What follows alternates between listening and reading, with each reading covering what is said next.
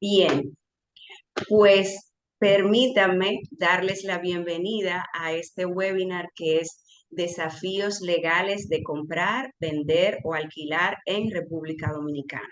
Sabemos que es un tema que tiene mucha tela que cortar. También sabemos que hay en nuestro país algunos vacíos legales. También sabemos que hay algunos temas que han surgido en el, en el tiempo, ¿verdad? Por ejemplo, aunque no vamos a hablarlo aquí, pero por ejemplo, el tema de Airbnb, que es una modalidad diferente y que creo que todavía no tenemos, no sé, me lo aclararán luego. Si lo tenemos contemplado en la ley, ese tipo de cosas. El caso es que la idea nuestra es, con este webinar, dar respuesta a algunas inquietudes que surgieron en una pequeña encuesta que hicimos. Pero más que eso, he invitado a un grupo de profesionales con una experiencia y un recorrido sumamente interesante. A mí no me gusta hablar de expertos porque es una palabra muy prostituida en nuestro país, pero sí me gusta hablar de especialistas y créanme que las cuatro personas que nos van a acompañar en esta noche son están muy especializados cada uno en su área y sobre todo aceptaron con mucho gusto esta invitación de compartir sus conocimientos y experiencias con nosotros. Voy a presentarles el currículum de una manera muy resumida, porque si me pongo a leerlo, es probable que duremos aquí un buen ratito. Vamos a empezar por Jennifer Reynoso, que es registradora de títulos adscrita del Distrito Nacional, especialista en Derecho Inmobiliario, licenciada en Derecho Inmobiliario, con maestría en Derecho Inmobiliario y Registral. Ha participado en programas de implementación y ejecución en el registro inmobiliario como abogada registral y abogada de la Dirección Nacional de Registro de Títulos. Rosana Vázquez Febrillé es especialista en Derecho Inmobiliario, Penal y Constitucional, licenciada en Derecho, maestría de Derecho Constitucional y Procedimientos Constitucionales, formada en gestión de despacho judicial, valoración de la prueba, lavado de activos, manejo de bienes decomisados, extinción de dominio y otros. Leticia Valdez es especialista en Derecho Inmobiliario, abogada con más de 10 años de experiencia en el área de Derecho Inmobiliario y Corporativo, graduada en Derecho con maestría en Derecho Empresarial. Ha colaborado con importantes firmas legales y empresas de la construcción en el país. Además, es fundadora de AVAR, empresa especializada en soluciones legales integrales del sector inmobiliario. Y por último, dejamos al caballero Pedro Núñez. Es ingeniero civil, agrimensor con un máster internacional en catastro multipropósito. Posee una vasta experiencia en la construcción y promoción de proyectos, área de tasaciones y trabajos de agrimensura en general.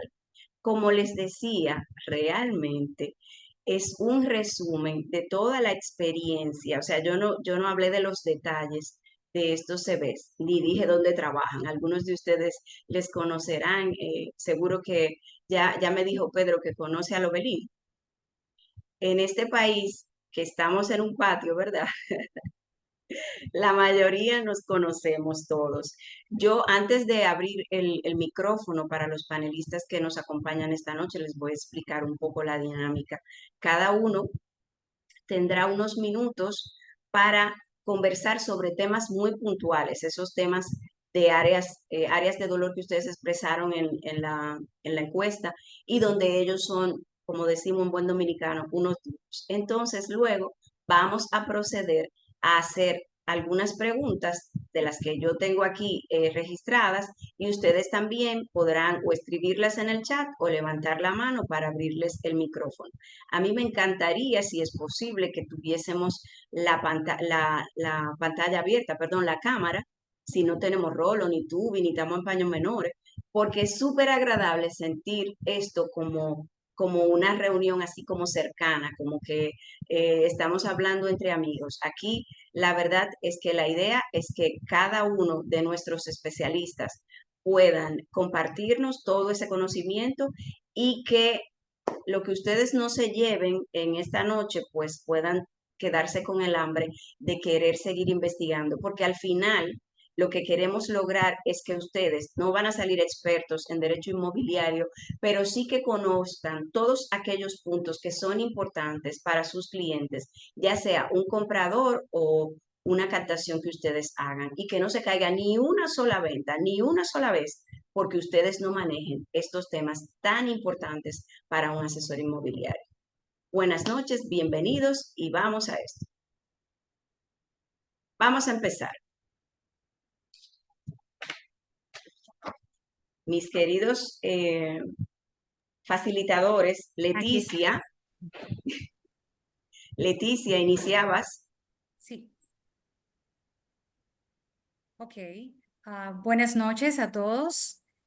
La verdad que para mí es un placer formar parte de este webinar y conjunto a estos maravillosos panelistas también, que son profesionales con tanta experiencia en el área de derecho inmobiliario. Entonces, como yo voy a comenzar, el tema que voy a hablar es el tema que corresponde al inicio, definitivamente, de este webinar, porque vamos a hablar de la debida diligencia, también conocido como due diligence. Y esto no es más que la investigación que hacemos de ese inmueble, que es el objeto de nuestra transacción inmobiliaria. Y toda debida diligencia definitivamente que comienza con la copia del certificado de título.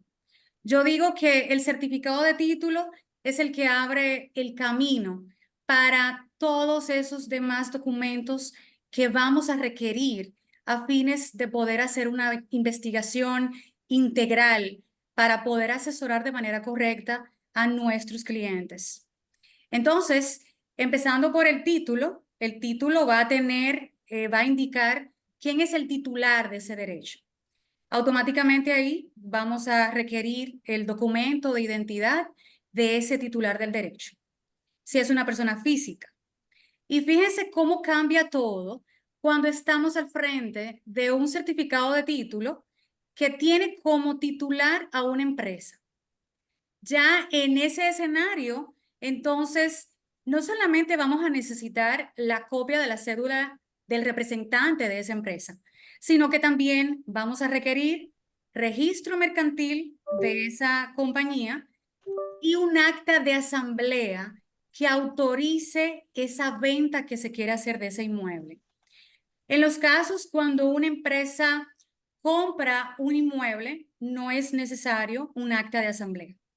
Pero cuando está vendiendo un inmueble, sí es necesario obligatoriamente tener esa voluntad manifestada de la empresa a través de esa acta de asamblea. Esto nos hace ver cómo va cambiando todo dependiendo quién sea el titular del derecho en ese certificado de título. Siendo esto, vamos a llamarle a estos los documentos bases de punto de partida, título, documentos de identidad y en caso de que sea una empresa, los documentos que ya hemos mencionado. Cuando hablamos en nuestro país de debida diligencia, estamos hablando de dos certificaciones fundamentales, que yo me imagino que la mayoría de los que me están escuchando conocen esas certificaciones. Podría casi apostarlo a eso, que es la certificación de estado jurídico y la certificación de impuesto a la propiedad inmobiliaria, que es más conocida como IPI, el famoso IPI.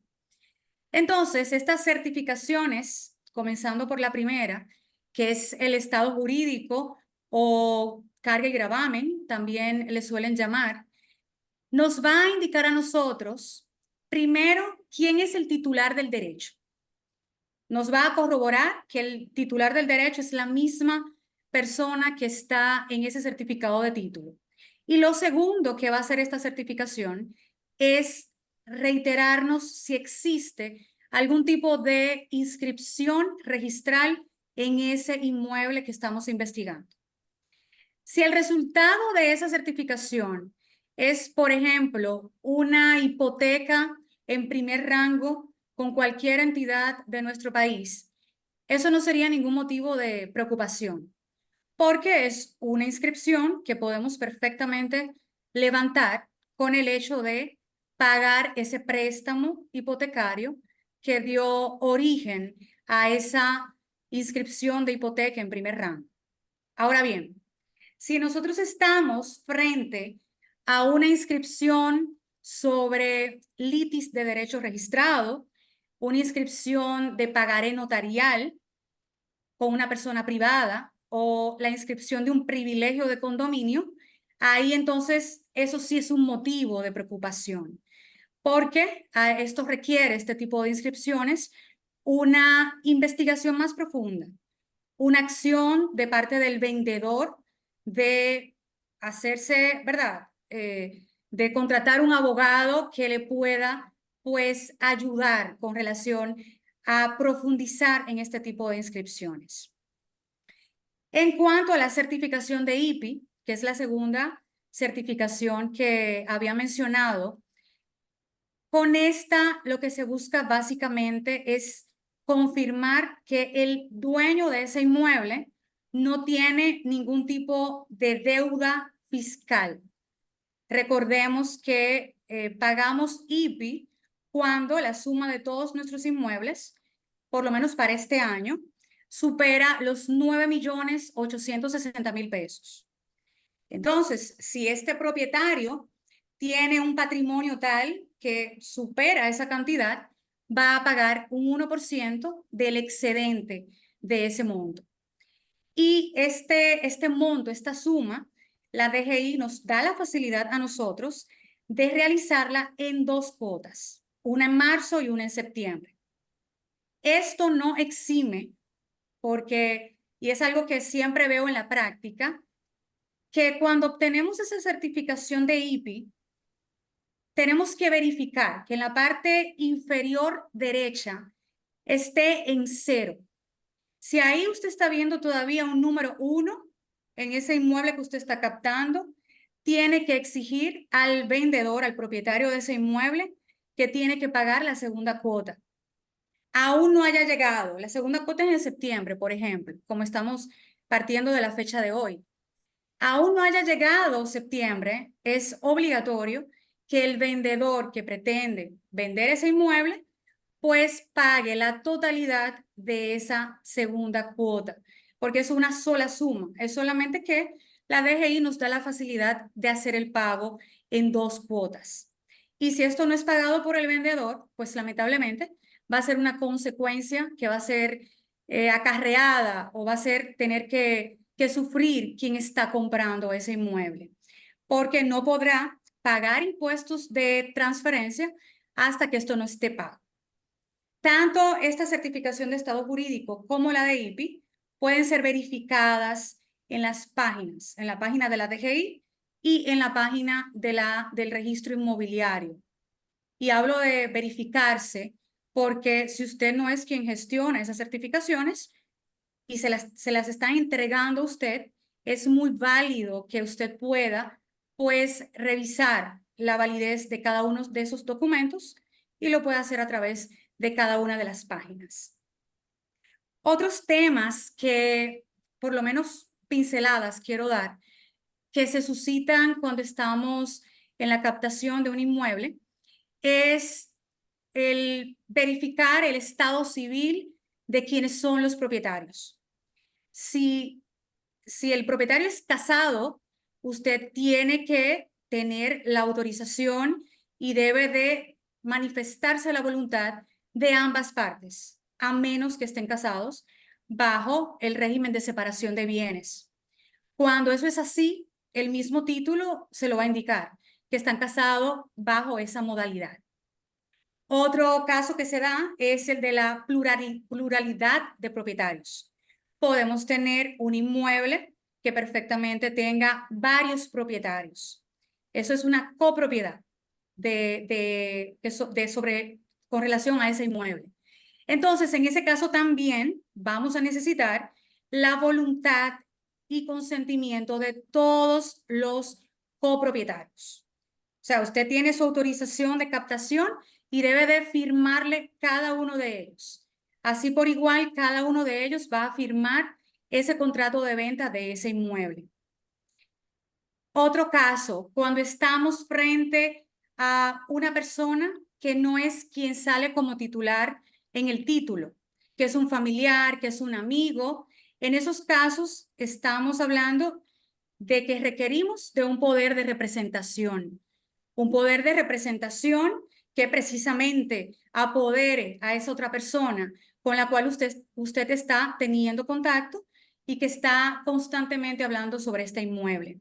Puede ser un poder regular con un notario público del país o puede tratarse también de un poder consular, que ya es cuando ese propietario vive fuera del país. Muy importante esta parte de los poderes de representación.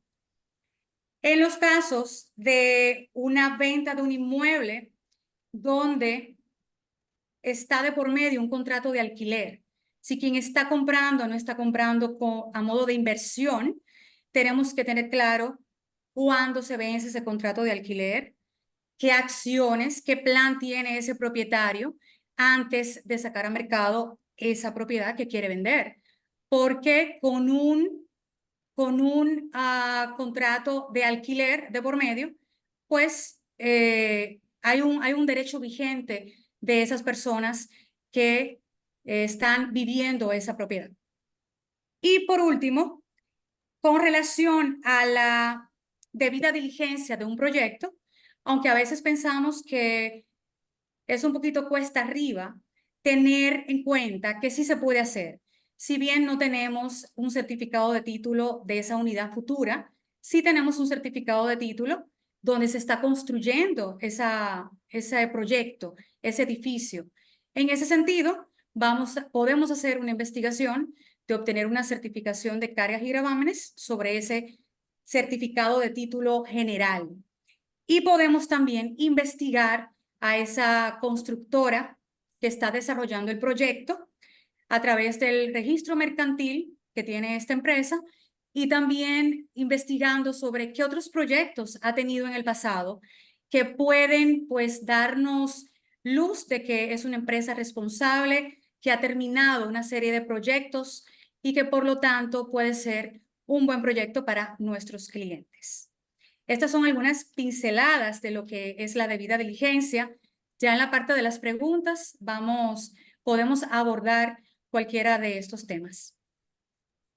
Muchas gracias, Leticia. Vamos a continuar con Pedro Núñez.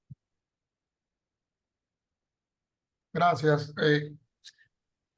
A mí me tocaría lo que sería la parte de lo que serían los planos, la interpretación de los planos catastrales y las mensuras. Muchas veces ven el asunto de los planos solamente lo que son los títulos definitivos, las parcelas que son delindadas, son los que tienen los planos definitivos. Y para que se interprete mejor, siempre debe de estar acompañada con la firma del agrimensor y del registrador y del director de mensuras catastrales. Muchas veces, a veces lo confunden cuando solamente ven un plano realizado por un agrimensor y no ven la otra firma. Regularmente, cuando son pasa eso, es que no son, son planos definitivos, no son delindados y sobre las propiedades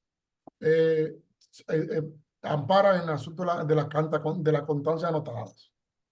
La diferencia entre una constancia anotada y un título definitivo es que ya ha sido previamente saneado el título y la constancia es una porción de terreno dentro de una parcela o un solar que no está delimitado y tampoco ha sido debidamente los planos aprobados. Como a los agentes vendedores inmobiliarios, siempre les recomiendo que no haga la promoción y la venta de un inmueble que no esté debidamente delindado o saneado. Eso trae muchos inconvenientes también como presente como a futuro, para tanto para el comprador o tanto para el vendedor.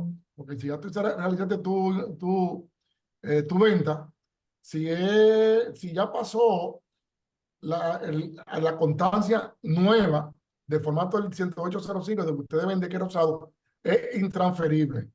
Ahora bien, si tienen una constancia con el formato RT4 o RT10, que era anterior, el que ustedes veían verde, grandote, sí existe, hay una posibilidad de una sola transferencia y exclusivamente, y ahí queda suspendida una nueva transferencia. Ahí es la oportunidad de hacer el deslinde y se puede hacer lo que se llama el proceso de deslinde y transferencia al mismo tiempo, las dos cosas concomitantemente. Debidamente, después de haber pagado todos sus impuestos legales correspondientes y estar todo al día con todos sus impuestos, con su IPI y todo el asunto de carga y gravamen. Entonces se procede a hacer ese trabajo, ese deslinde. Pero es muy delicado eh, el asunto y saber identificar bien lo que es una constancia y un título. Se parece. Mucha gente lo confunde. Ahora bien, otra cosa. Por ejemplo, en la ley 108-05, en su artículo 129, dice que la constancia anotada solamente puede ser usada para los condominios. Todo lo que está en condominio sí se puede hacer transferencia. Mucha gente también a veces dice, bueno, porque es un apartamento y tiene una constancia anotada, yo no se puede ni coger préstamo, ni se puede transferir. No, eso es falso. Se puede transferir porque la ley lo ampara. ¿Es cuánto?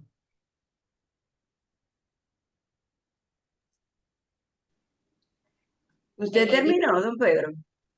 Sí, al Oh, finalizó. pero eso fue rápido. lo que quedamos ayer. Se ciñó al plazo. Sí, sí, sí. Bueno, me presento nuevamente para los que iniciaron luego de la introducción. Yo soy Jennifer Reynoso, registradora escrita del Distrito Nacional.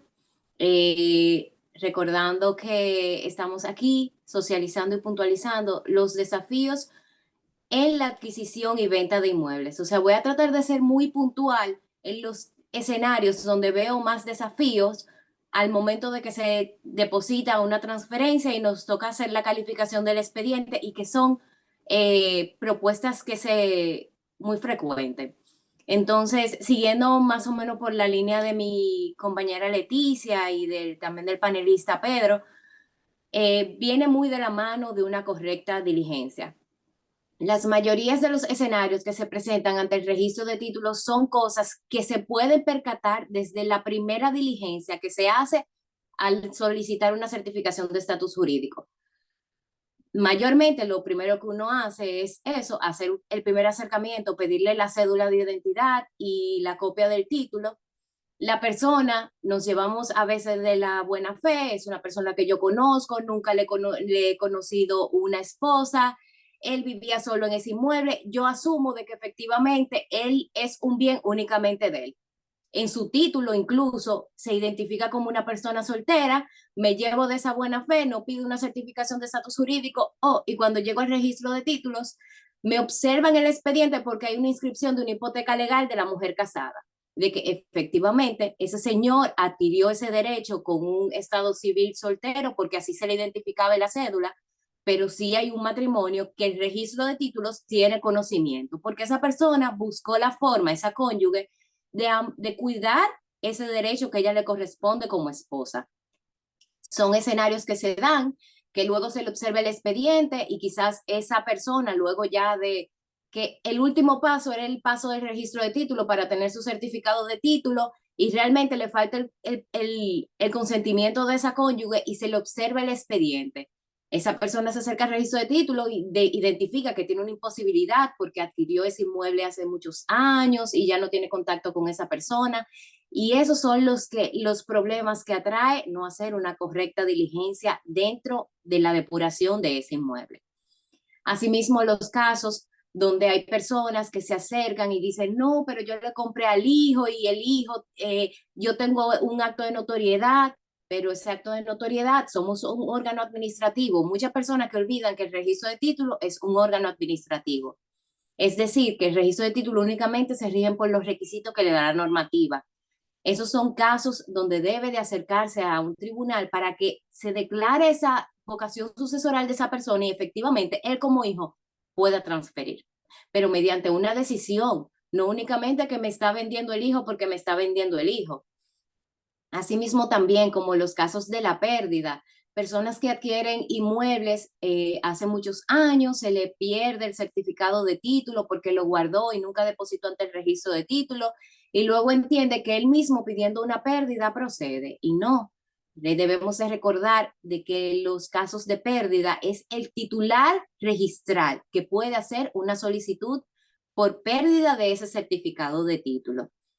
Ya siguiendo por la línea de mi compañero Pedro, desde el aspecto de la diferencia de los apartamentos, que me imagino que son casos que ustedes ven diario, que ven un apartamento que fue constituido bajo la ley 1542, que está en una papelería de constancia anotada, que no se encuentra identificada por sectores como la mayoría de los nuevos apartamentos, que lo vemos composicionales con un sector que lo identifica. Ese es un sector propio destinado a un apartamento, un sector de uso común destinado a piscinas. No es que un apartamento bajo la ley 1542 no tenga el mismo peso que ese tipo de apartamentos constituidos bajo la nueva ley, sino que se encuentran constituidos de manera diferente. Eso se encuentra con sectores previamente ya identificados en un plano y ya los que son en 1542 se ven en constancia anotada, únicamente mayormente dice la descripción del apartamento y que consta de un parqueo si consta de un parqueo, pero no se identifica en sectores. ¿Qué viene con esa identificación de sectores? De que efectivamente, si se trata de un sector común para todos los condóminos, se le va a identificar en ese certificado de título. O si se encuentra de un sector propio destinado al uso directo de ese apartamento, se hace constar en ese certificado de título. Otros escenarios que se plantean mucho también, y quiero hacer voy a hacer mucho énfasis en el registro oportuno de las actuaciones. Es importante que no olvidemos que nuestra labor, si ustedes se acercan a un cliente, acaba únicamente con la firma del contrato. Es muy importante que lleven eso hasta el registro de título, que no sea de conocimiento únicamente entre partes, sino que sea para conocimiento para todos. Y para que sea de conocimiento para todos, efectivamente debe de agotarse un procedimiento ante el registro de títulos, de que efectivamente si usted es el titular de ese inmueble, se identifique en un asiento usted como titular del inmueble. Es muy importante porque también hay personas que no hacen la diligencia inmediatamente finaliza el proceso de la venta y se pagan sus impuestos, no hacen el procedimiento ante el registro de título y esas son las cosas que traen un problema futuro. Hasta lo más mínimo, un descargo finiquito ilegal, que usted no lo identificó correctamente, es un contrato de venta y luego de 20 años usted va a registrar eso y el registrador se lo observa y le dice, pero aquí te falta el descargo finiquito ilegal, tú quieres inscribir un privilegio en relación a eso y que tú no sepas qué hacer porque efectivamente ya tú no tienes contacto con ese vendedor. Entonces son cosas que quizás si se hubiesen observado de manera oportuna en ese momento clave, usted se acerca a ese vendedor y le dice, mira vendedor, pero yo te pagué completo y tú no me pusiste esto en el contrato de venta, que tú me das el descargo, vamos a hacer un acto bajo, me disculpo, un acto bajo firma privada de que efectivamente tú me estás dando ese descargo finiquito ilegal y yo poder registrar esa venta. Porque ¿qué pasa? Si ya tú no tienes contacto con ese vendedor y, perdón, y tú tienes únicamente ese contrato de venta, ya de manera administrativa tú no puedes proceder ante el registro de título. Tienes que irte ante los tribunales, un procedimiento que quizá de manera administrativa te iba a tomar un plazo de 15 o 30 días, ya tú tienes que ir a someterlo ante el tribunal, porque el registrador de títulos no puede presumir de que efectivamente tú pagaste por completo ese inmueble, porque tú tienes la ocupación del inmueble. El registrador no presume, la misma ley, el reglamento lo identifica. El registrador no puede presumir. Hay personas que dicen, ay, pero yo tengo 50 años viviendo en esa casa ha sido mi casa por mi vida entera, y yo pagué esa casa, y yo tengo mi recibo de luz, pero el registrador, esas no son pruebas que el registrador puede tomar como buena y válida. Entonces, esos son la mayoría de los escenarios que se nos dan día a día, y por eso es la importancia de la debida diligencia, de la depuración del inmueble, de usted acercarse ante el registro de títulos y registrar esa transferencia o esa hipoteca en tiempo oportuno, porque realmente asimismo también existen las personas que quizás no, en buen dominicano, no tienen buena fe y ven que usted no registró y ese derecho sigue a nombre de esa persona que le vendió y hay un pagar en la calle y viene y le inscribe y ya, y usted prácticamente perdió su inmueble porque ante el registro de título usted no es ese titular registrado. Entonces, quiero hacer mucho énfasis realmente en la importancia de pasar las actuaciones ante el registro de títulos. Nada, puntualicé ahí las incidencias que mayormente vemos día a día y que ustedes como personas interesadas en la venta y adquisición detonarían. Gracias, Jennifer. Rosana, por favor.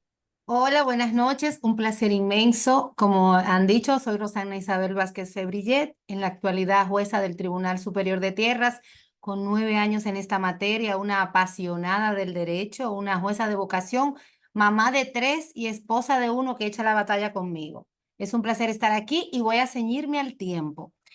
Voy a retomar puntualmente algo que Jennifer de forma magistral dijo al final y que yo comparto plenamente y en mis temas de extinción de dominio y lavado de activos lo vivo propagando, pregonando. Hay que pasar del desorden al orden como dominicanos y eso nos va a costar un poco porque es un cambio de cultura, pero cuando lo logremos y estamos en ese camino, las cosas van a fluir de forma maravillosa.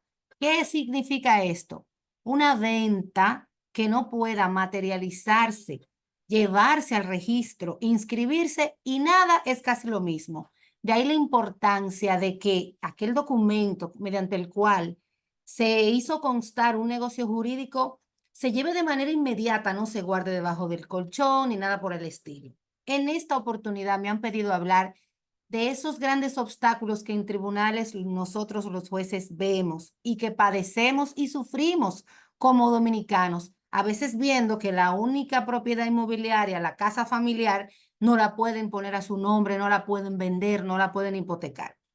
Yo he hecho un resumen para en estos 4 minutos tratar de compartir con ustedes aquellas transferencias que no lograron superarse o inscribirse en el registro de título, puesto que, como muy bien decía la registradora adscrita, presentan obstáculos insalvables para ellos o imposibles por la función calificadora del registrador. Al juez le está permitido en tutela judicial efectiva mirar de forma más amplia, tutelar y ponderar, escrutar y examinar la nómina de pruebas, es decir, todas las pruebas que se presenten, incluso hasta una factura de teléfono. Pero comienzo. Nos preocupa mucho ver en reiteradas ocasiones la imposibilidad de transferir un derecho de propiedad ante la ausencia del original del contrato o del original de la papelería que avala ese derecho de propiedad. El contrato puede perderse en una tormenta, en un ciclón, en un incendio, en la entrega hecha a un abogado, a una persona que realiza eso, o sencillamente se lo dejé al notario y nunca lo fui a buscar, lo guardé y se me desapareció. Es totalmente posible. Hay mecanismos para hacer ver al tribunal que ciertamente esa operación se dio o que no existe controversia al respecto, pero eso no lo puede hacer el registrador por sí solo ante el órgano registral. Pero también ocurre que a veces no cuentas con la papelería, con ese documento que avala o ampara ese derecho de propiedad que nosotros llamamos título. Es importante saber que un título, sin estar debidamente acompañado de una certificación de estado jurídico recientica, es casi nada. Cuando le muestren un título, perfectamente puede ser un título falso, un título adulterado, un título creado de forma aviesa o maliciosa, o un título que habiendo sido expedido por el registro no cuenta con la vigencia. Es decir, que cuando vamos al registro nos damos cuenta que está cancelado y que en su lugar hay otro. De manera tal que esa debida diligencia de la que nos hablaba Leticia es importantísima, pero sumado a ella la obligación de llevarla al registro. Vemos también temas relativos a impuestos, al no pago de impuestos o a la imposibilidad porque tiene una mora o tiene un obstáculo.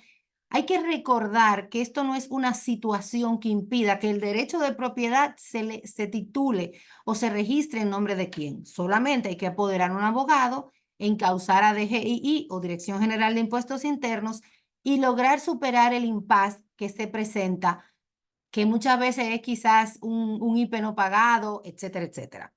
Igualmente, y mucho más importante también, la existencia de discrepancias entre los nombres generales, el estado civil, etcétera, del titular del derecho en el registro y del contrato. ¿Qué significa eso entonces? Cuando hagan sus contratos, cuando estén captando sus clientes, y yo pienso que lo mejor que puede pasarle a un vendedor de un inmueble es la buena fama y la buena reputación de que sus ventas pasan de manera diáfana, no tiene ningún contratiempo. Con el tiempo se genera un buen nombre y se logra una reputación. ¿Qué debe hacer usted? Indudablemente hacer un cotejo minucioso entre lo que dice la certificación de estado jurídico y el contrato que se suscribe o la documentación, el formulario de conoce tu cliente que ustedes deben llenar como agentes inmobiliarios. Debe estar todo igual. La forma de escribir el nombre, el orden de los apellidos, incluso del primer y segundo nombre, las generales. Eso del tema del estado civil es vital. Incluso en un contrato de venta yo puedo aparecer suscribiendo como esposa y no necesariamente ser la esposa en el momento en que se adquirió ese derecho de propiedad. Así que ojo con eso. El conoce tu cliente, Anabel, lo llena el agente inmobiliario cuando está haciendo la captación del cliente como sujeto obligado dispuesto en la ley de lavado de activos o contra el lavado de activos. No, no, lo que yo preguntaba es de ello, ¿quién lo hace? Importantísimo también cuando hablaba del esposo es la voluntad o el reconocimiento que hace el cónyuge casado bajo el régimen de comunidad, la aceptación de esa venta que debe producirse en el mismo contrato. Pero ojo, tenemos que ser inteligentes, sabios, perspicaces. No basta con que me digan, ese es mi esposo o esa es mi esposa y perfectamente o ver un extracto de acta de matrimonio validando tal. Yo tengo que confirmar que el origen de ese derecho de propiedad, una venta que fue en el año 1980, coincide con el momento en que se originó ese matrimonio. Hay que tener muy en cuenta la existencia de bloqueos registrales. Vemos aquí una gran cantidad de demandas en transferencia porque el inmueble, cuando fueron a transferirlo, tenían un embargo inmobiliario, tenían una incautación o estaba afectado por un bien de familia. Ojo con eso. Estas tres situaciones provocan que tengan que llamar a la causa o encausar a otras partes, incluso adquirientes de buena fe y a título oneroso, que posterior a mi contrato de venta aparecen como también compradores. Otro obstáculo importante que hemos encontrado son aquellas ventas realizadas por sucesores no determinados. Y mucho más grave cuando dentro de uno de los sucesores aparece un menor de edad.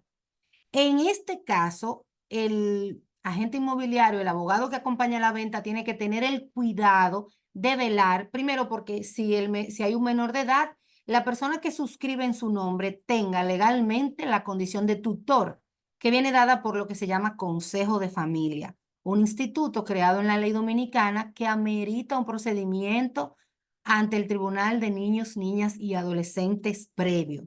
Igualmente, si el inmueble está afectado por lo que se llama bien de familia, amerita igualmente la desafectación a través de un procedimiento judicial. Y todo eso, por supuesto, prolonga la fórmula de transferencia. Finalmente, porque no me queda mucho tiempo y quiero abundar lo más que pueda, el tema de las ventas de entidades morales. Yo no puedo ni contarles a ustedes la cantidad de casos que tenemos y que se enfrentan, que pasan primer grado, segundo grado, que llegan a casación y no pueden transferir. Algo penoso y doloroso. Si a usted le vendió a una persona moral, tiene que tener en cuenta que la persona moral actúa en base a una composición societaria. Entonces, la cédula de la persona moral es su registro mercantil y su registro nacional de contribuyente.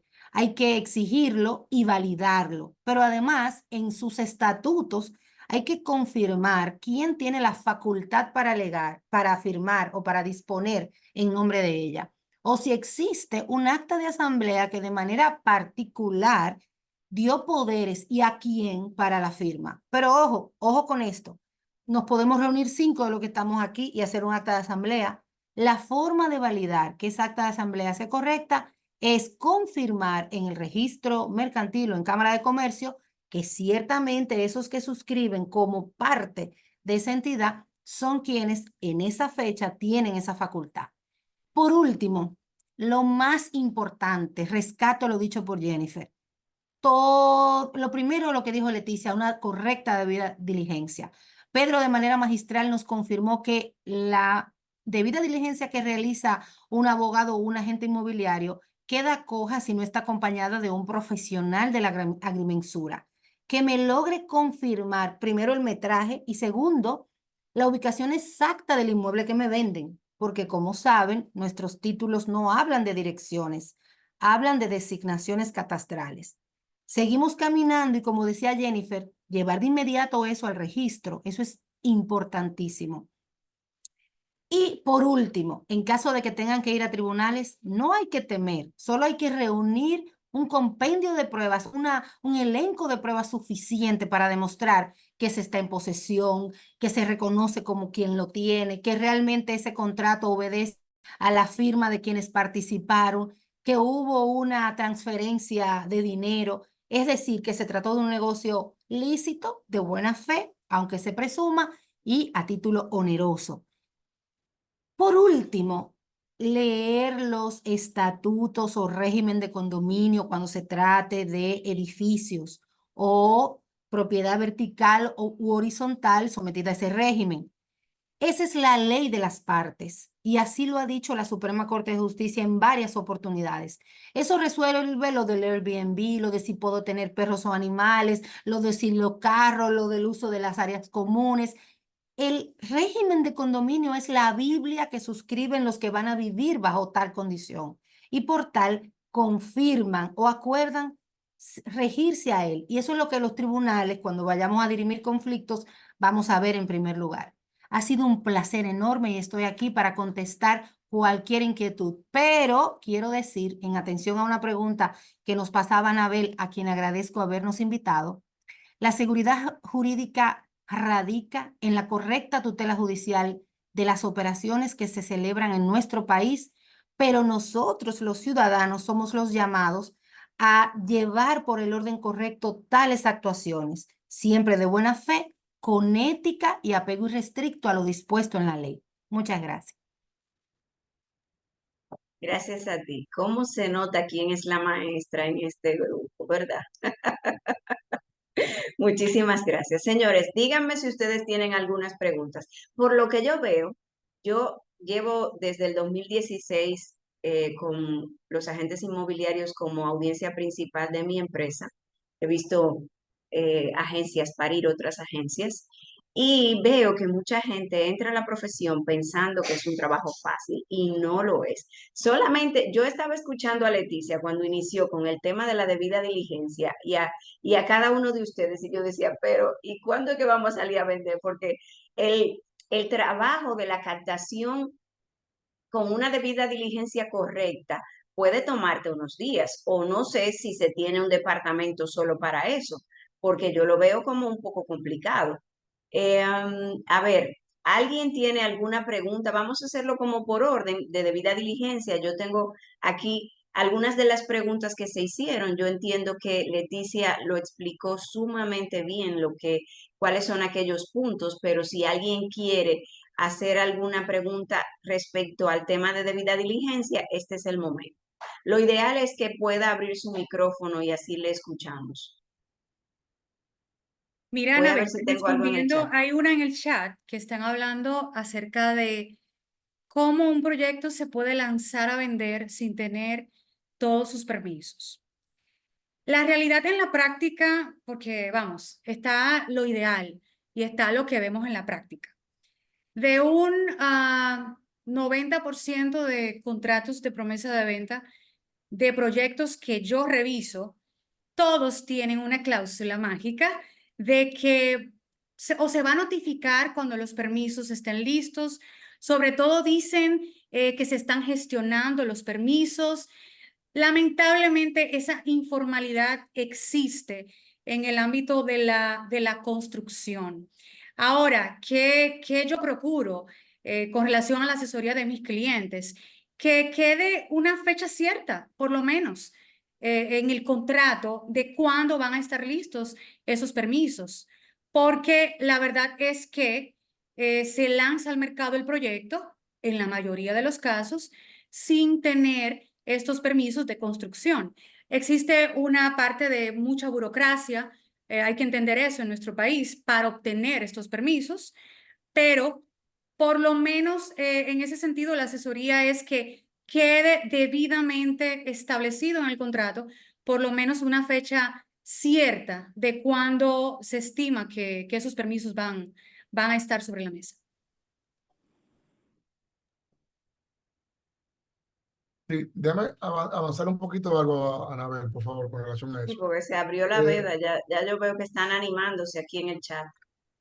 Dos cosas. Sí, sí, Con Pedro. respecto a lo que decía la magistrada Rosana, es bueno que la gente sepa lo que es el reglamento del condominio y la constitución del condominio. Uno como agrimensor y constructor, en eso hay dos cosas. La constitución del condominio habla de las unidades funcionales, cantidad de metros que ocupa, su distribución, todo lo que se llama, lo que ahora vemos los sectores comunes y ese asunto. Eso es lo que llama la constitución. El reglamento que va acompañado de eso, va aparte, es la convivencia del condominio.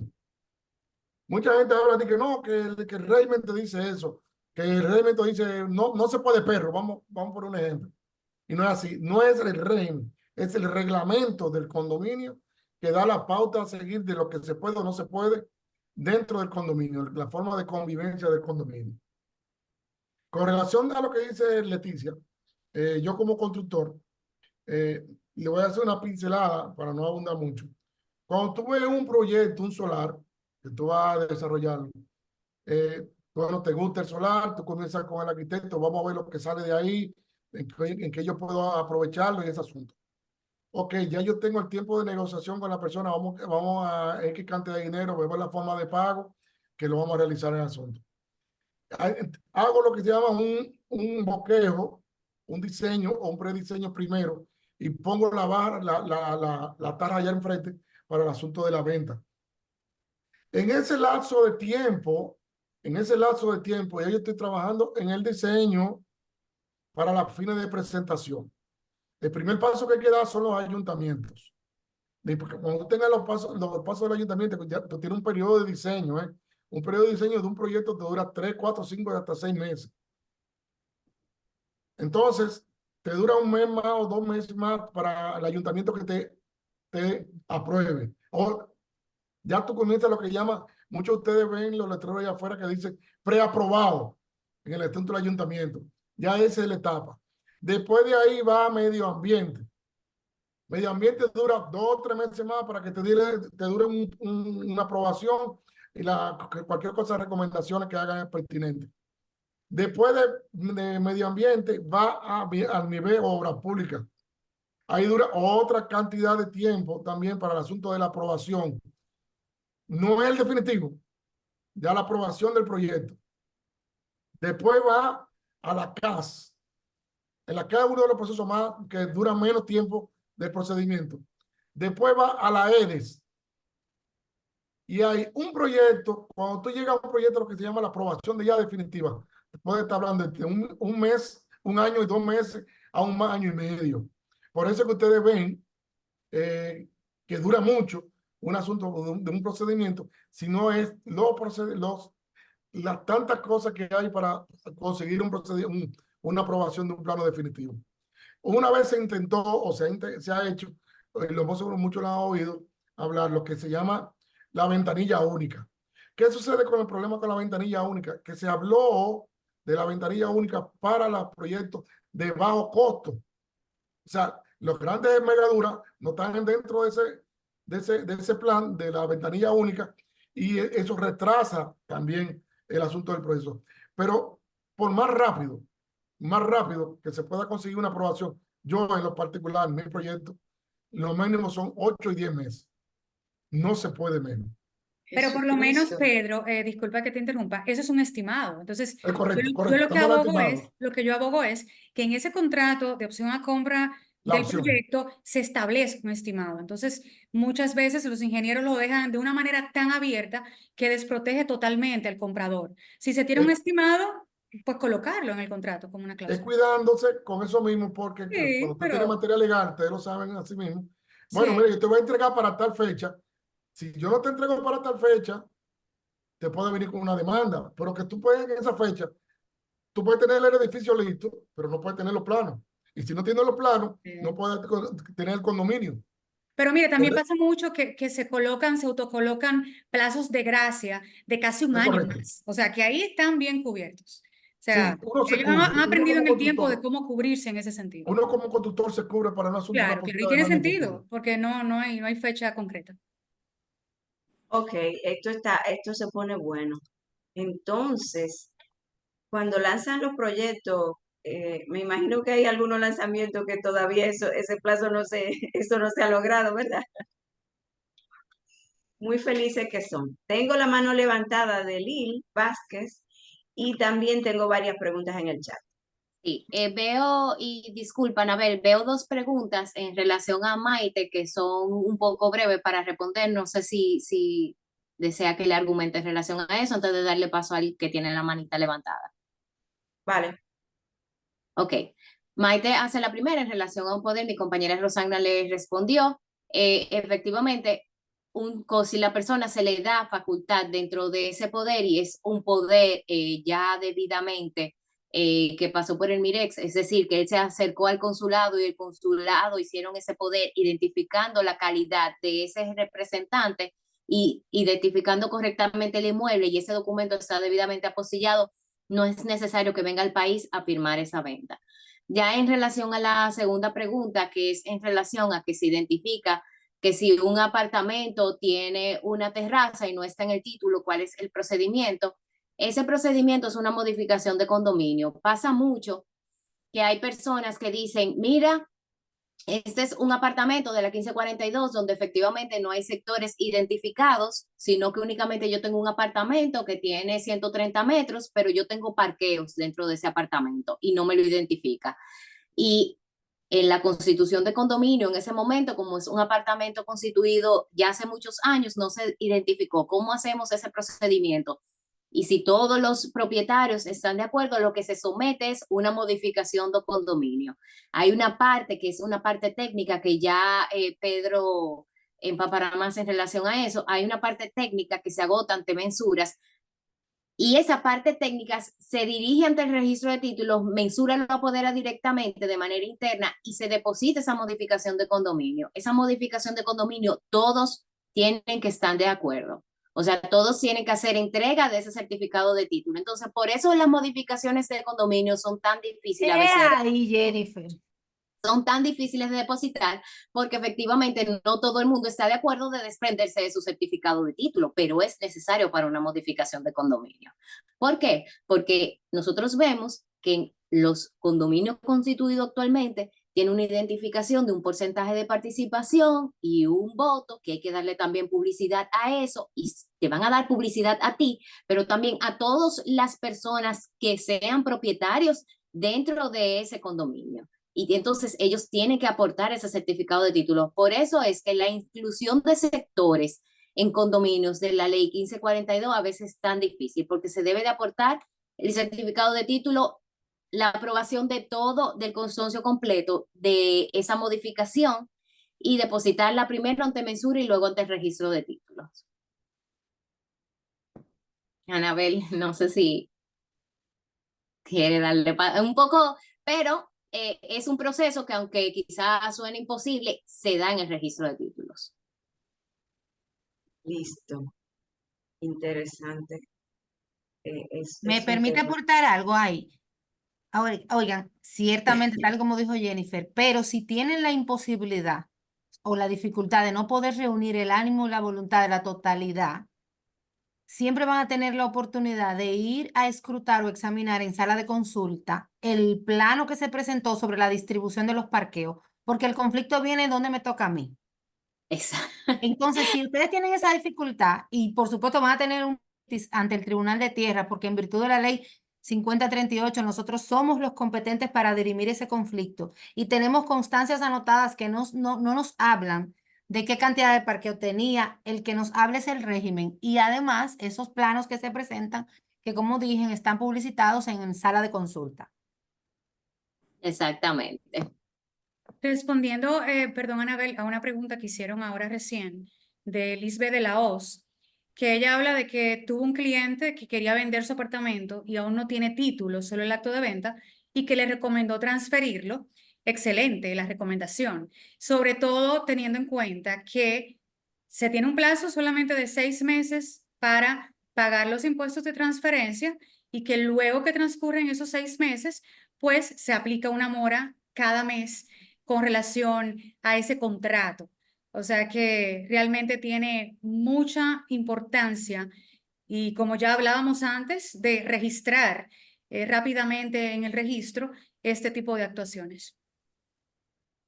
Hay una compañera, Anabel, que pregunta cómo saber si un título es fiel, es conforme a lo que está asentado en el registro de títulos. Siempre, siempre, siempre, siempre hay que ir a hacerse expedir de una certificación de estado jurídico. Siempre. Ese es el ABC de todo el que ejerce en materia inmobiliaria. Imposible pensar en una operación, un negocio jurídico que implique un inmueble con lo que esto cuesta, ahorrándose los 1.000 pesos que cuesta la tasa y la diligencia de solicitarla.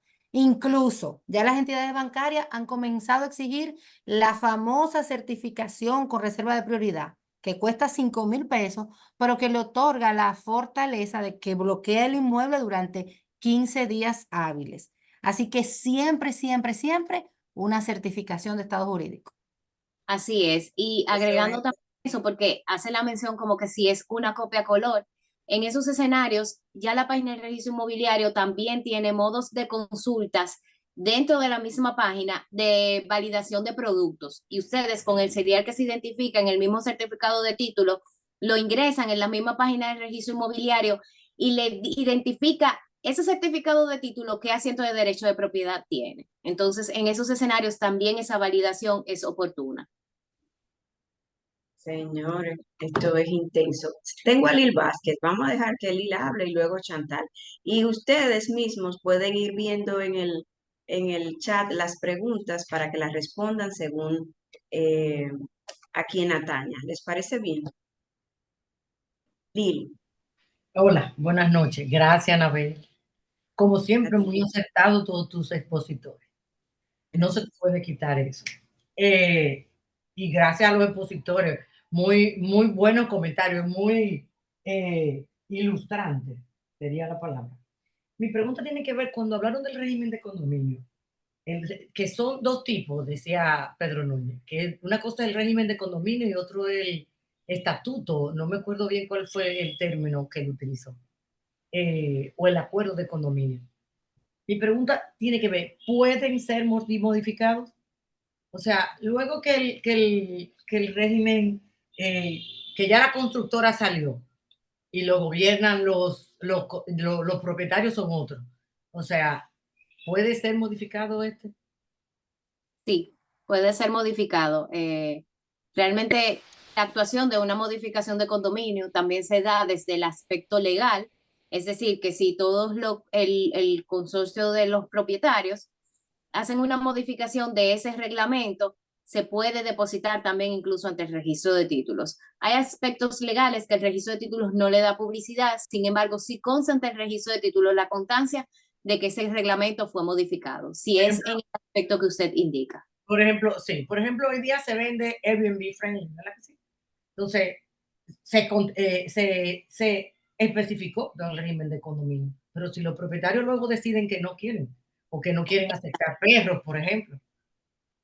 Exactamente, sí, pero las modificaciones del reglamento, si se identifica desde un inicio que tiene que ser con el consenso de todos, es con el consenso de todos, que todos estén de acuerdo a que efectivamente, si había una situación que se permitía, o puede decirse hasta las mascotas, si se permitían mascotas y luego quieren modificar el reglamento para que no tengan mascotas, ese reglamento se puede modificar. Se agota un procedimiento de depósito ante el registro de títulos, sin embargo, a eso no se le da publicidad porque efectivamente es algo ya que va fuera del registro del inmueble, sino ya algo más dentro del acuerdo entre ustedes. Y tener en cuenta, Lil, que para hacerlo, como han expuesto ya, se necesita del consenso de todos, pero además de agotar el debido proceso. ¿Qué significa esto? No es que todos se reúnan en el parqueo y se pongan de acuerdo y firmen una hoja en blanco, todo que sí, que sí, que sí. No, debe agotarse naturalmente la convocatoria de conformidad con lo que establece el régimen, en la forma en que lo establece, ya sea por llamada o por acto de alguacil o por cualquier vía que haya sido previamente establecida, que el quórum se cumpla y además que toda la parte, el 100% esté de acuerdo. Ok. Pero también puede demandarse, ¿eh? No es que eso es porque hay un principio de razonabilidad contenido en nuestra Constitución que invita a los jueces de forma espléndida a analizar el bien general. Ok. Sí, quería Lila preguntarte algo un poquito como de eso. Yo he tenido casos, por ejemplo, que la constitución del condominio se mantiene intacta y hay modificaciones del reglamento. Me explico. Lo que recuerda que lo dije al principio, el condominio es la unidad funcional con tantos metros cuadrados. Ahora bien, el reglamento lo han podido cambiar con el 100% de la nómina de los propietarios para agregarle o quitarle cosas como el tema que tú dijiste también. Entiendo. Una pregunta a Rosana, y perdón que abuse. Estás abusando, Lilsi. Más que Sí, porque tiene mi apellido. Rosana no tiene que ver con él. Somos familia, Rosana. Somos familia, tiene mi apellido. Exactamente. Rosana no tiene que ver con esto, sino hablemos de las penalidades. Me salgo del tema, Anabel. Puede, digo yo. ¿Quién? Porque hacemos contrato y siempre los contratos lo hacemos con penalidades. Solamente el juez, o sea, es el que tiene el poder para ejecutar las penalidades o solo porque se está acordado en el contrato se puede ejecutar una penalidad. O sea, para ejecutar la penalidad, ¿cómo hacemos? Los contratantes suscriben siendo amigos para cuando sean enemigos y naturalmente el referee o árbitro será el juez. En su contrato 1138 dice, el artículo 1138 dice, el acuerdo entre las partes es ley, pero naturalmente cuando hay una inobservancia a esas obligaciones, a esos compromisos, hay un diferendo. En un estado de derecho como el que tenemos necesariamente que acudir ante un juez que en virtud de la Constitución, artículo 149, administra la justicia y hace ejecutar lo ordenado. ¿Qué quiere decir esto? Si yo reclamándote a ti que cumplas con lo que acordaste previamente en nuestro contrato y tú no cedes de manera voluntaria, entonces la única manera que tengo de constreñirte es a través de los tribunales, con lo que eso implica. Yo puedo añadir demandas a mi reclamo de ejecución de la obligación. Puedo además demandarte por el daño, el perjuicio que he experimentado por tu incumplimiento. Puedo agregar intereses judiciales, cosas y honorarios, todo. Realmente se complejiza todo. Por eso incluso en la actualidad se está promoviendo la resolución alternativa de conflictos, porque minimiza tiempo, afectación, lesiones a proyectos de vida, pero la respuesta es sí, tienes que acudir ante los tribunales. Ahora bien, ¿minimización en qué consiste del proceso? ¿la qué? ¿Cómo minimizamos el proceso? Llegando a acuerdos, mira, eso iba a decir, hay también la oportunidad de que los diferendos sean sometidos a arbitraje. Eso, claro, tiene que especificarse claramente en el contrato y cumplirse con lo que dispone la ley del arbitraje. Que vayan a árbitros significa que no van a durar tantos como se dura en tribunales, que la decisión, el laudo que se emita, así se llaman, es inapelable y que ya hay que cumplirlo y punto. Pero realmente el conflicto, el abogado o la parte es que lo eterniza o lo hace ser pequeño. Los contratos de los constructores hoy, ellos penalizan, el cliente no pudo comprar, no pudo en el tiempo, o se quiere retirar de la compra de un proyecto de construcción. Automáticamente el cliente se retira y la constructora penaliza. ¿Es legal esto? Totalmente. ¿Y usted lo acordó cuando firmó? O sea, es Exacto. legal que penalice sin pasar por donde el juez.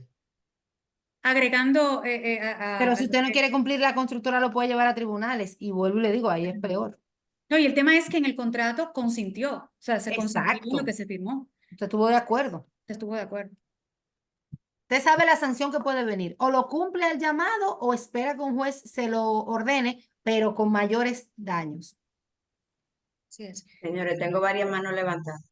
Respondiendo, sí, Anabel, Vera, lo pusieron por escrito, pero entiendo que es muy válido decirlo verbalmente. Una inquietud que tenía Nikki Nuban, de que si es lo mismo sacar la certificación de estado jurídico en línea o ir presencialmente, tiene la misma validez. Totalmente Igualita. la misma validez, para que ese punto quede claro. Muy buena Perfecto. aclaración. Chantal y luego Jorge. Y luego, perdón, Chantal, Glacira y luego Jorge.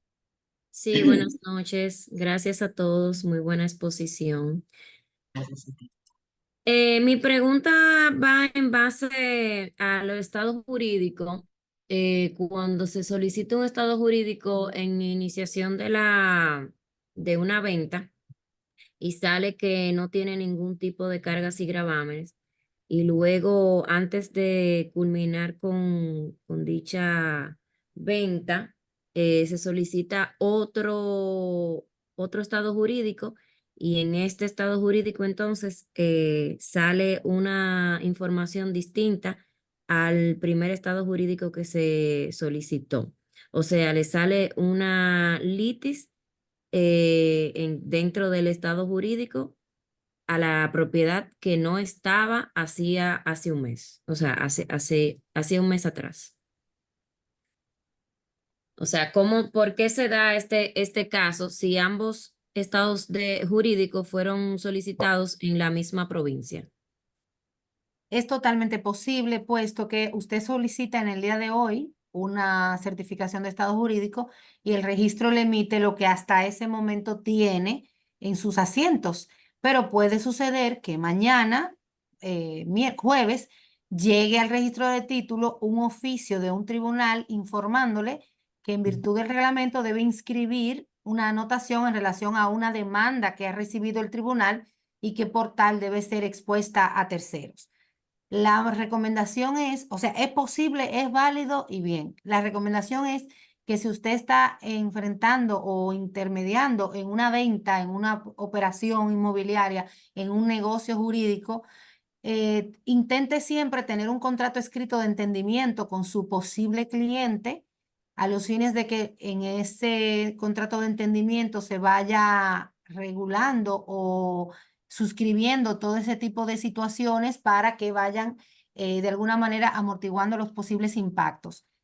Posteriormente, si usted concreta la compra y se encuentra con esa situación, naturalmente tiene una acción en contra de quien le vendió, que en ese interín supo de esa demanda y no le puso en conocimiento. Hay una ausencia de buena fe. Y en materia civil lo que tiene que demostrarse es esa mala fe que ocurrió. Ok, entonces, siguiendo en la misma línea, por ejemplo, nosotros como agentes nos dirigimos aquí en el distrito a registro de títulos, y entonces en ese momento, después que había salido la litis, o sea, a nosotros nos sale que no tiene ninguna anotación, o sea, que no tiene absolutamente nada. Bueno, en ese Después de la escenario, fecha. Adelante. Después o sea, pero todavía no se ha hecho un levantamiento, todavía no se había resuelto el supuesto, la supuesta litis. Digo supuesta porque, por ejemplo, en el primero apareció En el primero no apareció. En el segundo que se solicitó en la provincia, sí apareció, pero ya luego cuando fuimos aquí a Distrito Nacional, a nosotros como agentes, fuimos a verificar si ese inmueble tenía algún tipo de anotación y nos dicen que no tenía ninguna anotación. En ese escenario, realmente cuando ustedes ven que hay una información realmente que no concuerda, ustedes no solamente la certificación de estatus jurídico es el único medio para validar los asientos registrales. Tenemos el acceso a sala de consulta donde se pueden ver los asientos registrales que corresponde a cada tipo de inmueble. En esos escenarios, cuando ya tienen matrícula, esa búsqueda es fácil porque es únicamente ingresando la matrícula y te va a arrojar todos los asientos registrales. En sala de consulta usted puede validar si efectivamente hay un asiento de litis sobre derechos registrados con un asiento de cancelación posterior o que no tiene un asiento de cancelación y realmente al momento de la investigación y la emisión de esa certificación de estatus jurídico se emitió con ese asiento que no correspondía. Pero puede Efectivamente, sí, fuimos a sala de consulta y allá fue que nos informaron que el inmueble no tenía. Acérquese al registro. A ver, Exacto. a ver, También, sí, que incluso, escucha. no solamente Gracias, por Rosana. por Sí, Chantal, sala de te vamos gracias. consulta. a pasar el número Está exacto. de Son, la son oficina exquisitas la registradora, la o de Dirección Leticia. Nacional y un Exacto, amor. eso le iba a hablar de los medios de citas virtuales. También asimismo usted puede acercarse a esa misma persona que calificó, a esa misma registradora que calificó esa certificación, emitiéndole un asiento de litis sobre derechos registrados. Tenemos los canales abiertos, que quería también hacer énfasis en eso. Los canales abiertos virtuales desde la página de registro inmobiliario no se tiene que desplazar a ningún registro, únicamente hace su cita virtual. Nosotros de 8 a 10 damos asistencia a los usuarios y usted decirle a ese registrador o esa registradora, hay un asiento de litis que me salió reflejado en la certificación que usted calificó. Entonces, si efectivamente en esa consulta, en esa cita, ese registrador evidencia de que efectivamente fue un error en su momento de su investigación, decirles cuáles son los pasos para la corrección y la emisión de una nueva certificación con los asientos que corresponden al inmueble. Pero eso con una cita virtual, realmente también tenemos esos canales abiertos ante situaciones así. Eso yo iba a mencionar para corroborar con Jennifer de que existen las citas virtuales, sumamente sencillo el proceso y que en cada caso conviene hacerlo con la registradora que ha emitido el último oficio de rechazo, el último documento, para que tengan una respuesta más efectiva. Respondiendo entonces a la pregunta que hace Nelcy de Múdate, de que un ingeniero tiene un título al día de un proyecto, ¿verdad? Al momento de comenzar la obra, y que luego, cuando salen los títulos de los apartamentos, los pone en garantía de algo. Realmente es bastante común. Los constructores toman financiamiento con las unidades. Eso no es el inconveniente. El inconveniente vendría que ese ingeniero, cuando entregue ese título al final de la obra, no entregue también el acreedor y la cancelación. ¿Ok? O sea, no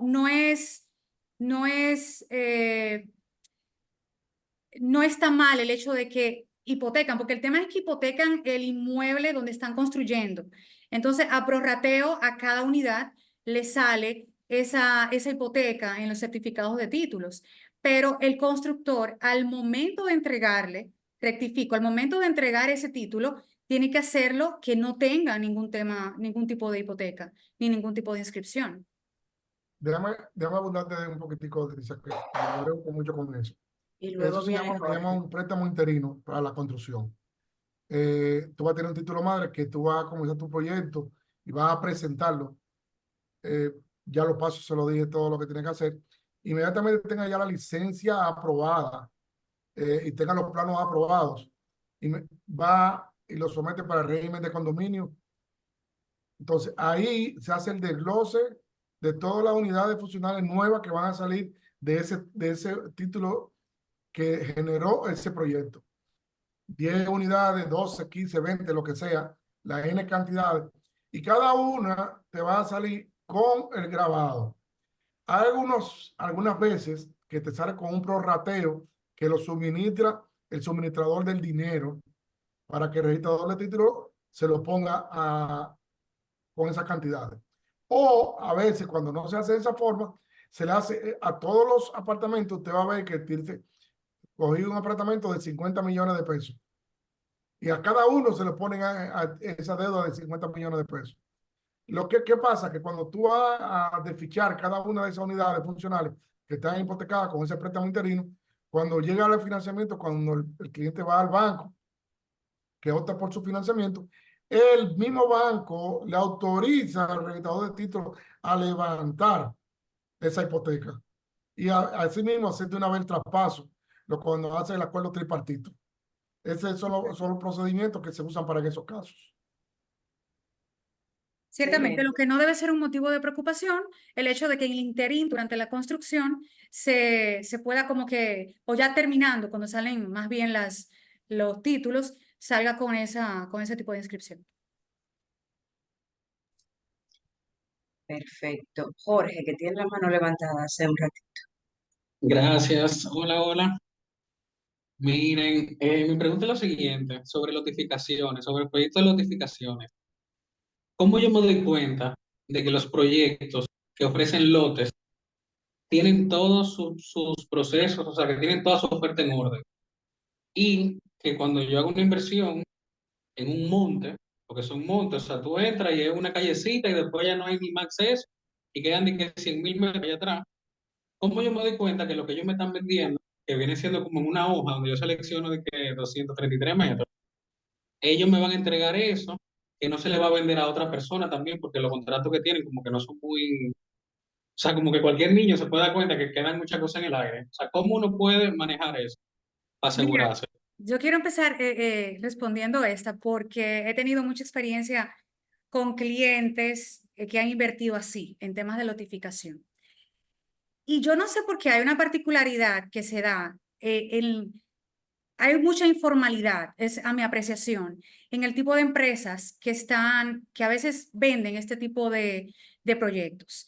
Ahora, ¿cómo tú te das cuenta? ¿Cómo tú te aseguras? Ahí la importancia está en que tú, documentación corporativa de que esa empresa está constituida, que existe una certificación, tú tienes la mano, se empieza a pedir literalmente certificación de RNC, que es el Registro Nacional del Contribuyente. Eso te hace ver a ti de que está constituida. Copia del registro mercantil, copia de las cédulas de esos gerentes, copia del proyecto en general, de las características, de lo que tienen a mano. ¿Por qué? Porque se da mucho el tema de la informalidad en esos casos. También, evidentemente, copia del título madre a raíz de donde están haciendo esa notificación, porque existe un título madre que están precisamente notificando y que están vendiendo a los clientes. Eso, este es como una gran parte de lo que te digo, y que un abogado te revise ese contrato. Porque en la mayoría de esos contratos, mira, he visto que la mayoría financian, comencemos por ahí, a una tasa que es una locura, que yo he sacado ya como 3 clientes de esa misma situación, o sea, que no vale la pena. Ese autofinanciamiento que tienen esas empresas es muy, muy elevado para los clientes que están adquiriendo. O sea, pero la revisión de ese contrato, vital, vital para ti. Y es justamente ahí, Leticia.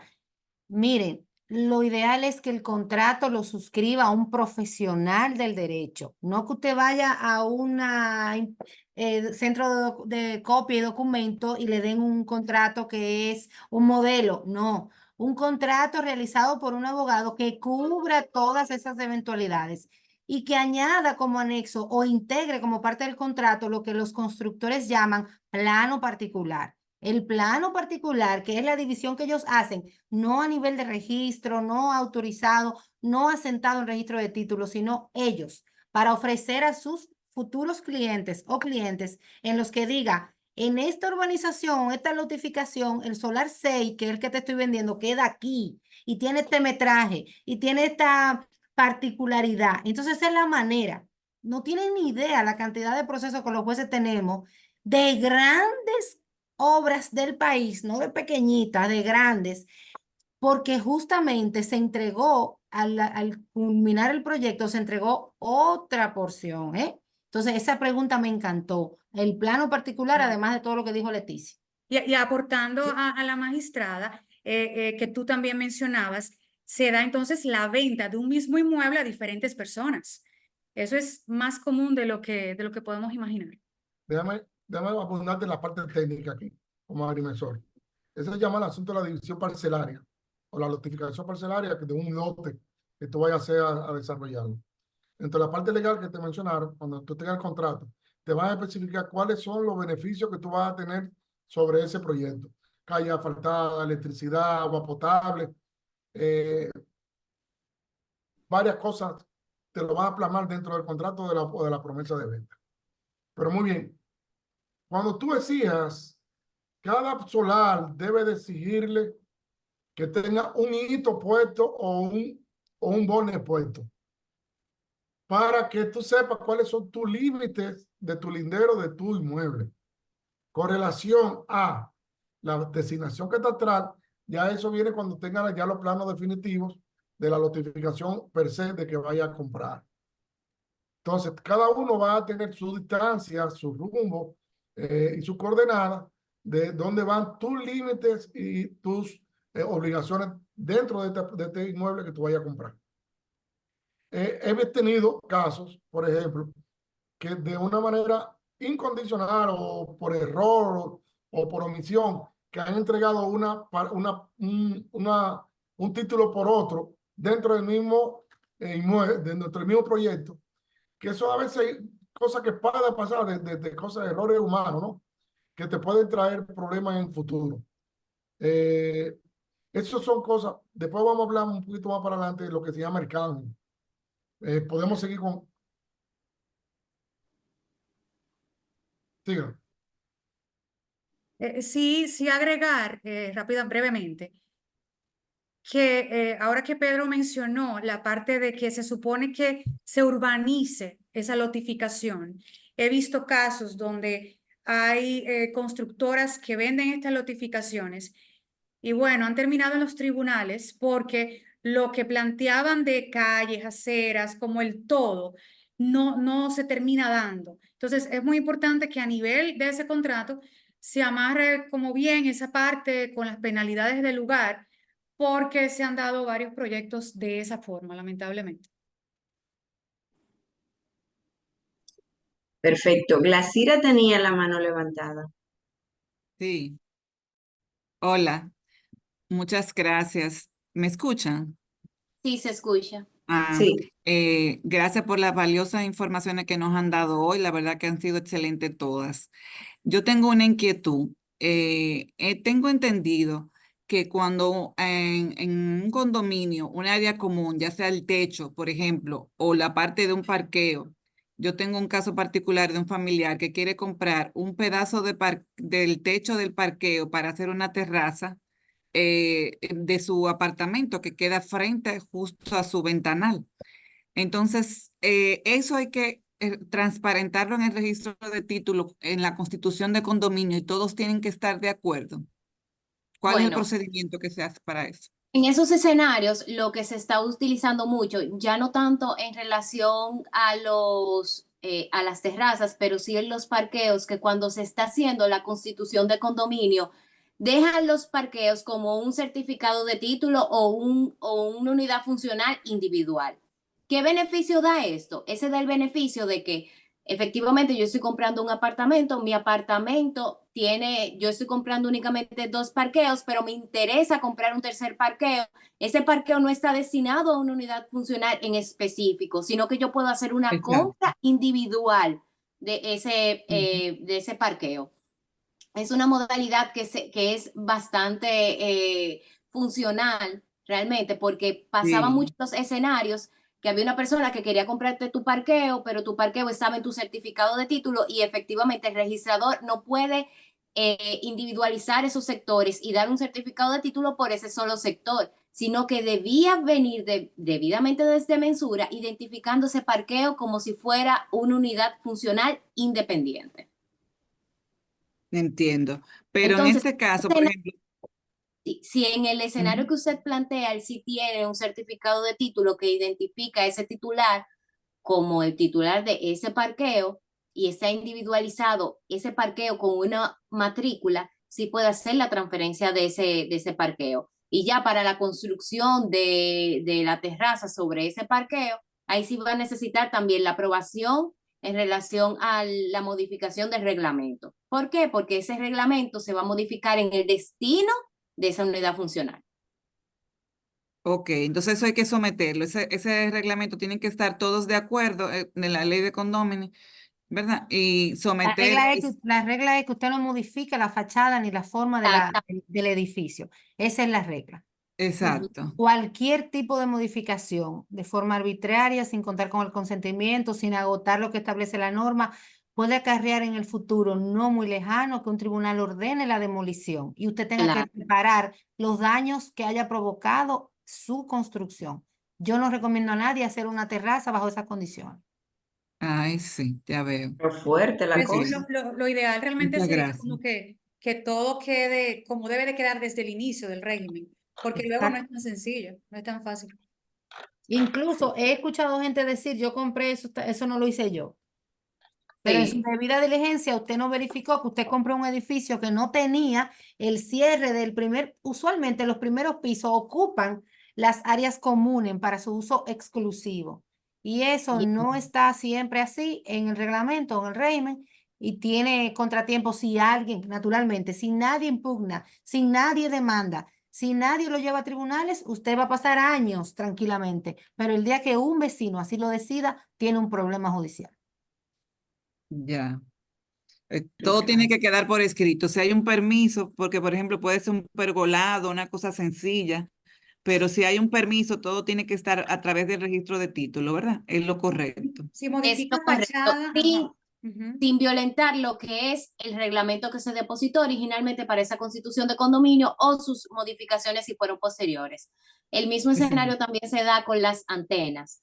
Se depositan ante el registro de títulos una persona que quieren que le instalen una antena en su techo de su casa, de su apartamento, porque realmente ese es el techo, él le toca el penthouse y él quiere instalar una antena ahí y violenta ese reglamento. Condominio. Exacto. Entonces, bajo ese escenario lo depositan como un arrendamiento, se les rechaza esa inscripción de esa antena, de ese alquiler para colocar esa antena y es por eso mismo, violenta ese reglamento, la fachada del edificio, los acuerdos que se hicieron originalmente y efectivamente usted es titular de ese inmueble y de su techo, pero no por eso le da la libre disposición de hacer una afectación de esa magnitud. Wow. Yo no me quiero ir, que casi me tengo que ir, Anabel. Yo no me quiero ir sin Yo decirle estoy nada. cerrando casi, déjame decirte que Muchas tenemos Ah, una yo gracias. quiero que me den, usted sabe, esa frase de caminar del desorden al orden, yo la acuño como mía. Y no me quiero ir y aprovecho la oportunidad para recordarles a quienes en este webinar son agentes inmobiliarios que ustedes son sujetos obligados de la ley de extensión de dominio, de la ley de lavado de activos, y como tal deben velar y procurar, porque en toda operación que ustedes estén intermediando, no se den operaciones de lavado de activos. Pueden penosamente verse envueltos en situaciones de conflicto penal engorrosas y tristes que afectan de manera significativa el orden social y familiar. Muy bien, que se dan los escenarios allá también, de eso mismo. Inmuebles decomisados y las personas dicen, pero yo fui un tercer adquiriente de buena fe, ¿y qué pasó con mi inmueble que ya pasó a mano del Estado y a mí no me hicieron parte? Pero efectivamente hay una decisión judicial que ya te quitó tu inmueble. Y en ese mismo tenor, me imagino que Leticia lo está pensando, todo contrato que incluya la adquisición de una propiedad inmobiliaria que supere el monto de 1 millón no puede contener bajo ningún escenario el pago en efectivo. La ley obliga a que el pago sea realizado con un medio diferente, un medio de pago distinto, que ofrezca trazabilidad. Incluso los registradores, mi apreciada Jennifer, saben también que enfrentan un conflicto penal si Claro que hacen sí. un registro inobservando esa situación. Es así, tal cual. Ya estoy estresada solo de pensar de todo lo que hay que hacer y no soy agente inmobiliario. Señores, miren, tenemos 1 hora y media aquí ya y yo les dije que este webinar no iba a tener desperdicio. Hemos logrado el récord de tener 100 personas en la sala y algunos que se han quedado a la puerta. Entonces, quiero dos cosas.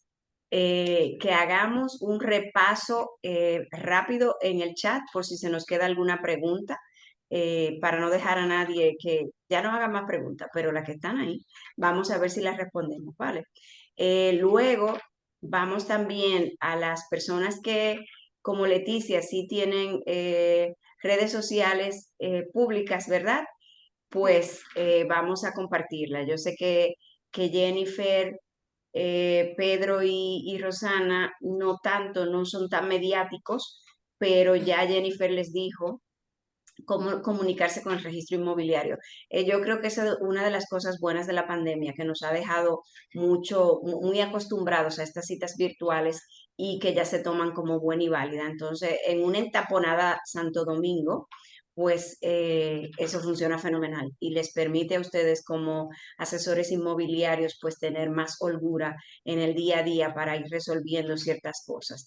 Revisamos de un prontito si me ayudan mis queridos y especialistas facilitadores para ver si alguna de estas preguntas que están en el chat no se ha respondido.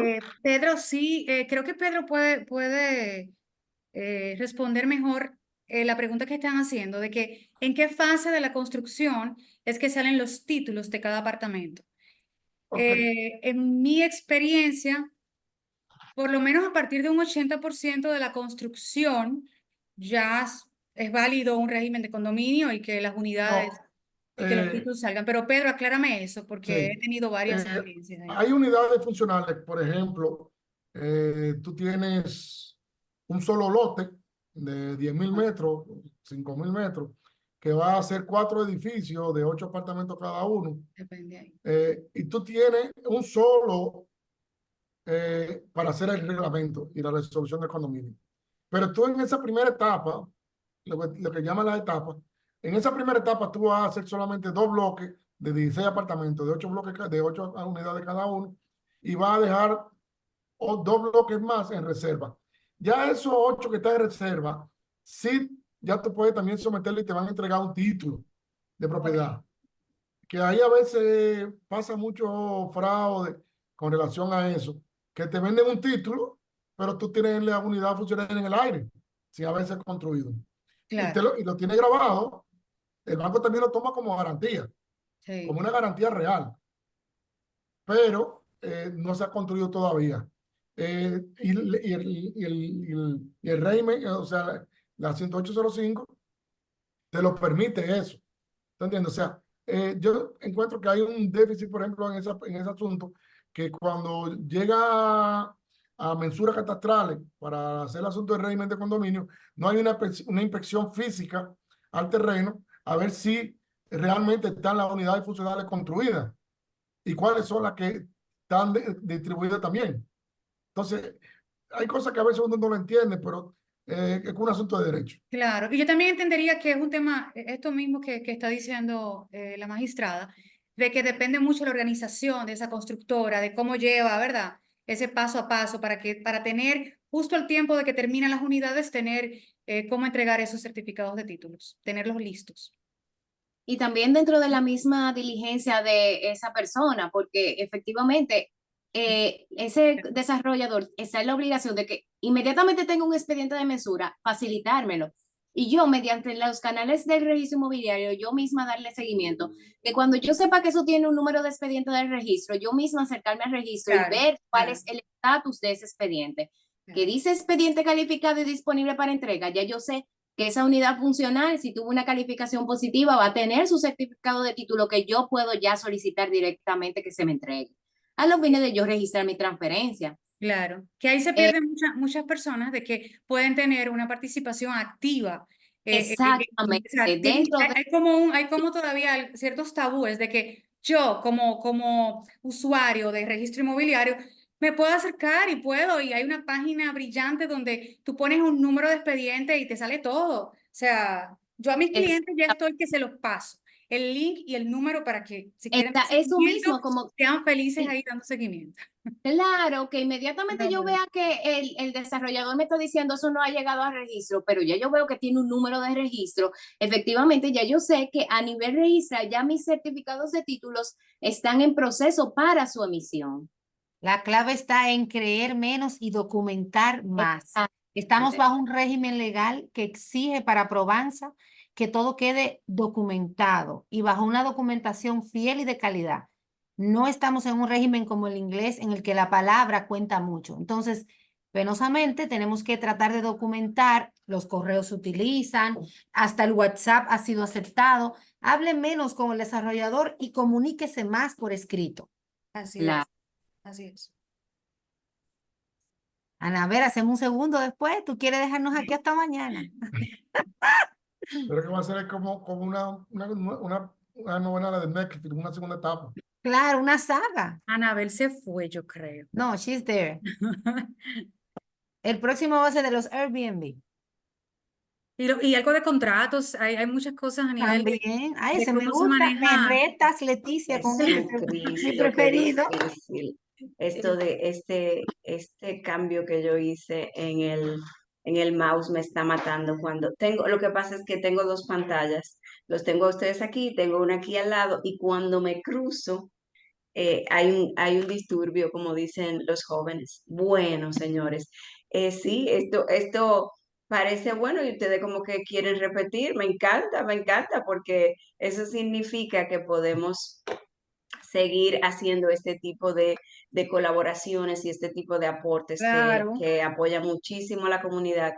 Porque como algunos agentes inmobiliarios son abogados de profesión y hay médicos, ¿verdad? Como un amigo mío, pero la mayoría no necesariamente cuentan con estas informaciones. Nosotros estamos en un país donde existen muchas situaciones, ¿verdad? Por el tipo de país que somos, la isla, lo abiertos que somos al turismo. Y como dice Rosana, en algunos países la palabra cuenta, pero aquí hay que tomar unas medidas más asertivas para estar claro, porque se habla de sumas interesantes.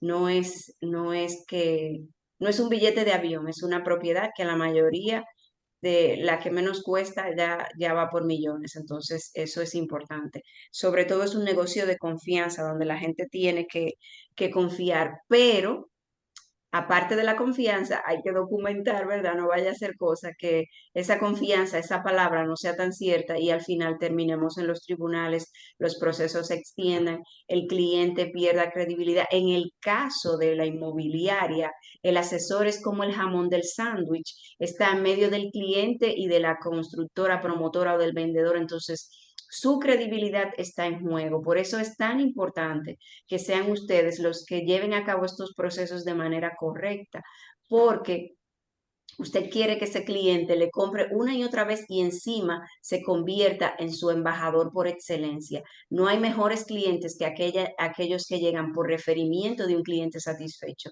Y para satisfacer un cliente hay que hacer todo el proceso de manera correcta. No solamente la captación, no solamente la venta, no basta con ponerle una botella de champán cuando se muda al apartamento, no. Es mejor que usted no le ponga la botella de champán y haga que ese título esté saneado, que esa propiedad esté correcta y que la persona pueda garantizar su inversión y seguir confiando en usted y seguir comprando o vendiendo con usted. Señores, muchísimas gracias a Leticia Valdez, a Rosana Vázquez, a Pedro Núñez y a Jennifer Reynoso. Yo les comenté y no mentí, que era un webinar sin desperdicios, que íbamos a necesitar más tiempo. Vamos a ver, yo voy a grabar el chat, o no sé si alguien lo puede hacer mientras yo hablo, ya que yo tengo mi tema con el mouse, para ver esos temas que a ustedes les interesa que continuemos exponiendo de esta manera. Recuerden que este webinar queda grabado y lo subimos al canal de Kiefer Consultores en YouTube para que ustedes puedan repasarlo, para que puedan compartirlo con aquellos que no se conectaron, que lo puedan utilizar como material de consulta. Muchísimas gracias a todas y todos por estar ahí siempre, a los panelistas, de verdad, excelente, muchísimas gracias por ser tan buenos, por ser tan dispuestos y a ustedes a los 74 que aguantaron 1 hora y media de webinar, de verdad, un aplauso para ustedes. Yo sé que algunos se desconectaron porque tenían otros compromisos. Muchísimas gracias, buenas noches y hasta la próxima. Abrazos, un placer. Gracias. Gracias a todos. Bueno. Feliz noche. Buenas noches, gracias. Feliz noche, gracias por todo. Gracias. A Feliz ustedes. noche. Yo voy a pasar el teléfono, el WhatsApp de Leticia, el contacto, se lo voy a pasar a Ana si alguien más lo necesita. Leticia, Sí, tus redes. ajá, la red social es avar.legal. Ahí están, pueden hablar por mensaje directo en general y ahí está toda la información. Perfecto, avar.legal. excelente. Perfecto, muchísimas ¿Lo gracias. puedes escribir, Anabel? Sí, claro que sí. Voy